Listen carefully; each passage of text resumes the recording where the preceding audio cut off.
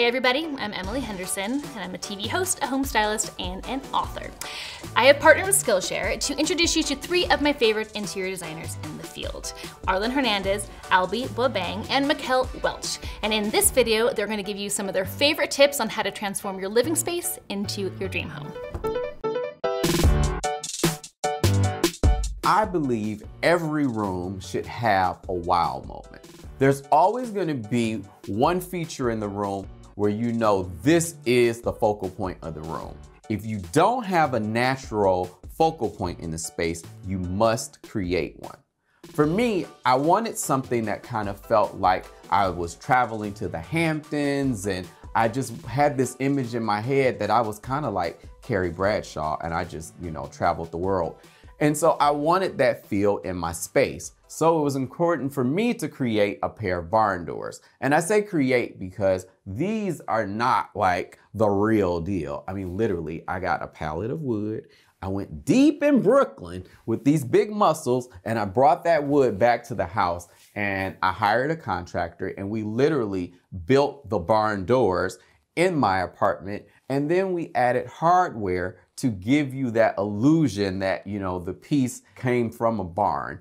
We went ahead and we took sandpaper and we kind of scratched out marks on the piece to give it that feel of that aged vintage patina. And the ultimate result for me turned out to be a pair of barn doors that I can't keep off of Instagram screen.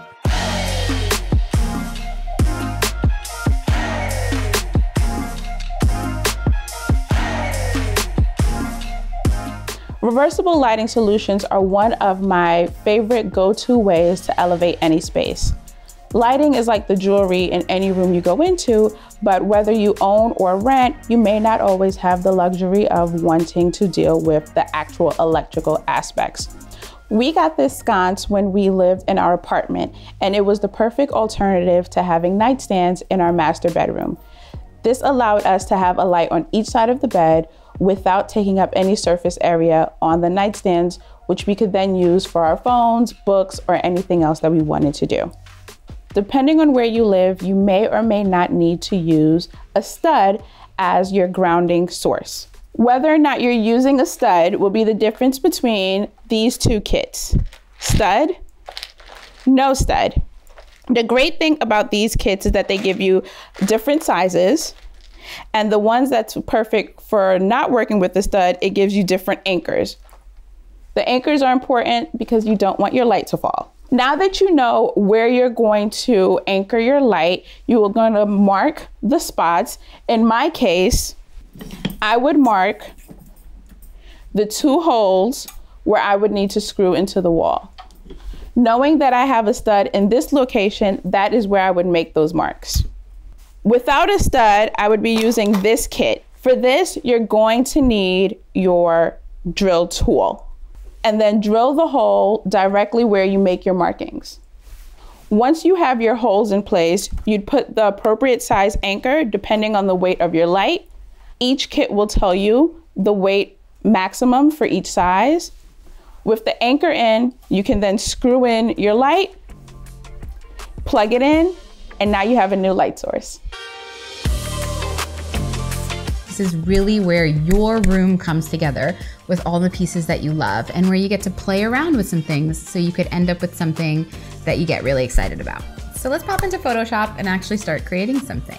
I've already gone ahead and brought in some architectural details for the room that I felt like could really help me visualize the space a little bit better. Some windows, the baseboard just to delineate the line from the wall to the floor, and I've brought in some wood floors that are similar in tone to what I actually have in my home. I organized by furniture type on my desktop, so let's go into seating. And I have 2 sofa selections. I use something called the Magic Wand tool, which I can do very quickly here. It doesn't have to be perfect. As clean as you can get it. Once you've put in your key piece, I think it's best to bring in some textiles to start building out the room. So there we go. I think that looks really nice. So next, let's bring in some tables. Let's bring that in. There she is. Now that I have a coffee table in place, I think it's best to bring in some more seating so we can really shape out this vignette. I knew that I wanted to use these particular chairs. I had been eyeing them for a really long time. So let's start with those. If you want multiple seating, you could always just duplicate a layer by copying and pasting that down. This is a good place to start to pull some colors.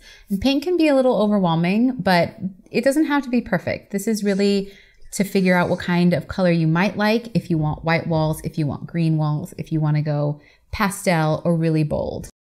It's pretty fun. I like that too.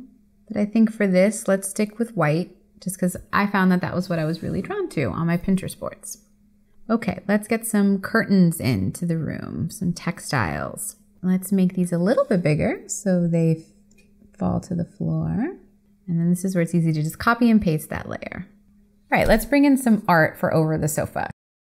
I really like that. So let's stay there and let's finish up this vignette. In my living room, I know I have room for 2 hardwired sconces over the sofa. So let's bring those in because those are important decisions. Now let's finish up with a few textiles.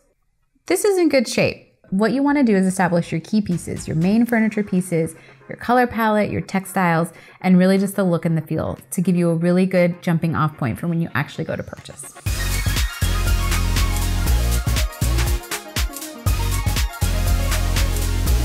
So the first thing that you want to pay attention to is the placement of your artwork.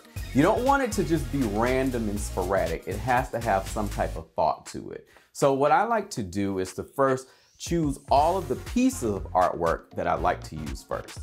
Then next, I like to kind of lay things out on the floor just to get an idea of the symmetry and the styles of artwork. And the main thing that you want to do here is you want to focus on the blending and the mixing. So you don't want too many vintage pieces. You don't want too many modern pieces. It's got to be just right. So for me, that perfect formula is more or less a 70-30 split. So now that we've got that under control, when you're hanging art, you've got to be precise. And why do we have to be precise? Because we don't want to have to put several holes in the wall. And if you're renting, your landlord is really going to be upset with you. Trust me, I know, because I've done it many a time. So I have a little trick for that. I want to have you go and grab some craft paper. Once you get the craft paper, what you want to do is trace out the outline of all of your pictures. So this piece that I have right here is traced out for this piece of art that I have here, as well as this bigger piece, which is right here. So what I would typically do is go ahead and I would place the paper on the wall using some simple tape. And what this does is allow you an opportunity to move the artwork in a variety of different places so that you can make sure that you're happy with the configuration. Now, my rule with my frames is when shopping for vintage frames or when shopping for frames in general, try not to have more than 2 of the same frame. So I am guilty of the 2 frames, and I have one here and one here that are identical. Now, if you're going to have identical frames, I suggest that you switch up the orientation. So you can see on the top, I have a vertical frame, and then on the bottom, I have a horizontal frame.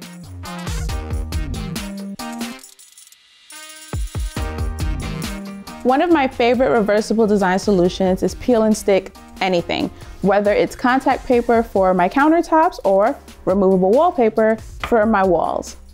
Yes, you can paint, and painting allows you to change the colors. But the great thing about wallpaper is that it allows you to introduce patterns and textures that you otherwise would not have access to. And this also includes the 5th wall, the ceiling. It is okay to wallpaper your ceiling in the same way you would wallpaper your walls. It's going to be really important to determine if you have smooth surface walls, textured orange peel walls, or really heavily textured walls like popcorn ceiling. If you do find yourself using a thinner wallpaper like the one that we're going to be using today, and your wall is textured, it helps if it has any kind of pattern to it. That'll help camouflage the texture that might show through. In addition to your wallpaper, you're going to need some tools. You're going to need measuring tape. You want to measure twice and cut once. The last thing you want to do is make too many incorrect cuts and then end up running out of wallpaper. When you're making your cuts, you want to use a utility knife for the most precise cuts so that you get the most seamless application. To also keep it seamless, you're going to make sure you're using a smoother. As you apply the wallpaper, you want to make sure the patterns line up, but there are also no bubbles in the wall. The first thing you're going to want to do is make sure you line it up with the largest parts of the walls. So from corner to corner, starting from the top all the way down to the bottom. You're going to move across horizontally until you've covered an entire wall. If your wall has any weird cuts like doorways or slopes, you will address those afterwards, measuring and cutting the appropriate pieces. And if it is a wall that has any outlets or switches, you're going to want to remove the plate covers beforehand.